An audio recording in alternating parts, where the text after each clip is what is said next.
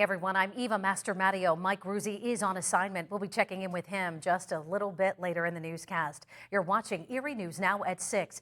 And tonight we are starting with how 5 Americans wrongfully imprisoned in Iran for years are now coming home. They were freed as part of a prisoner exchange agreement involving billions of dollars in frozen oil revenues. Our Lisa Adams has been following the international developments. She's joining us tonight from our alert desk. Lisa, you talked with our Middle East expert, Dr. Jerry Genlin from Penn West Edinburgh earlier today. Good evening, Eva. The release was breaking news first thing this morning. Working to free Americans who have become political pawns has become a priority of the Joe Biden administration, but some Republicans are asking at what cost, with $6 billion in South Korean oil payments now heading to Iran.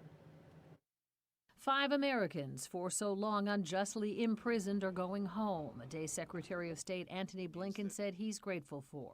Husbands and wives, fathers and children, grandparents can hug each other again.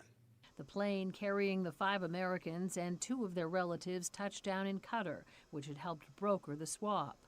5 Iranian nationals held in U.S. custody said not to pose a threat to U.S. security, also being released as part of the deal. The swap gives Tehran access to $6 billion in South Korean oil purchase payments, long frozen under U.S. sanctions. With a pledge, it will be spent only for humanitarian purposes. Dr. Jerry Genlin, Penn West Edinburgh, says that will be hard to verify. They're going to spend the money however they want. And if they spend it on social programs and domestic programs, I guess that's humanitarian.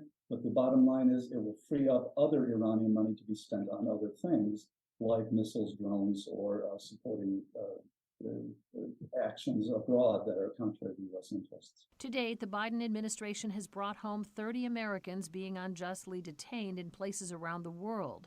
Secretary Blinken expects these newly freed Americans to help continue that effort. One of the things that I heard in my conversation with our fellow citizens who are now free is their own determination, their own commitment, their own conviction to continuing this work, to making sure that other Americans who are unjustly detained anywhere in the world come home.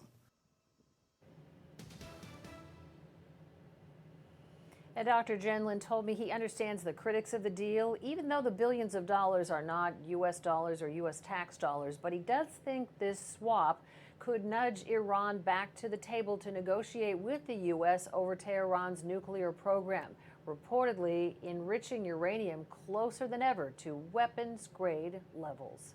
Live at the alert desk, Lisa Adams, Erie News Now.